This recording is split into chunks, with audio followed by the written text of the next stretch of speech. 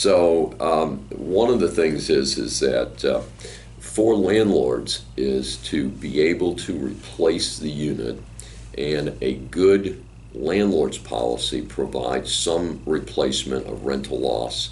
The general coverage is a year. Be aware of the fact that you will have to document the rental income prior to the insured loss. They don't just take your word for it and say, well, here's a $2,000 a month. You have to show that.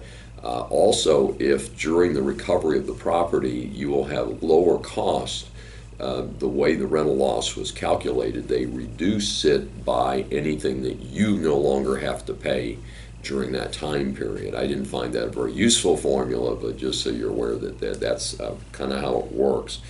Keep in mind, of course, that you want to cover any loss of any personal injuries in addition to property loss, and personal injuries are generally more expensive, and that's usually what our number one concern is protection of people.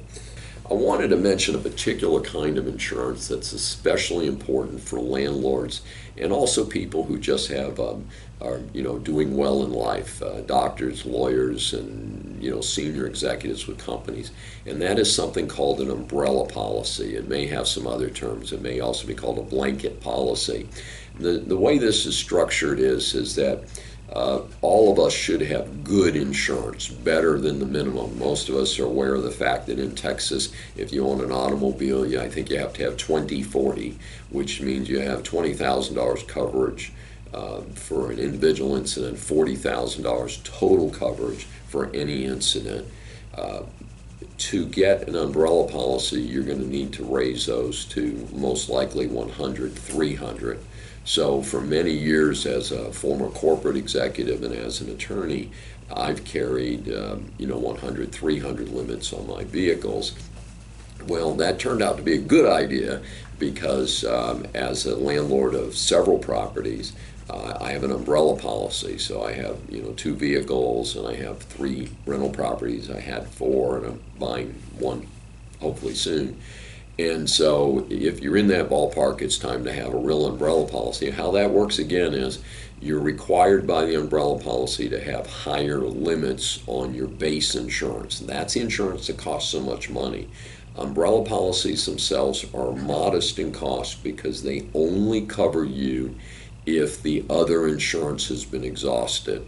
So if you have a $500,000 coverage, liability coverage on a rental property, and there's a catastrophic loss, something bad happens, there's a fire and 2 or 3 people perish in the fire, it's not unusual for the landlord to be sued under the circumstances, and that would exceed a $500,000 base policy. So the umbrella policy is usually done in whole millions. So for a small investor, probably $1 or $2 million umbrella coverage is going to be common. People that own multiple properties, again, you may be looking at $5 million or more, but it's a real good, smart investment in those circumstances. Earlier in the presentation, you talked about how for any landlords that are renting out multiple units or might own multiple units or thinking about going from 1 to 2 to 3 kind of thing, a general kind of a commercial insurance policy should be used, and that's not necessarily your traditional Allstate, State Farm type folks. Yes. What would you suggest for somebody that's looking at moving into that bigger rental game? For some starting places for them to look for that proper agent, that proper kind of policy.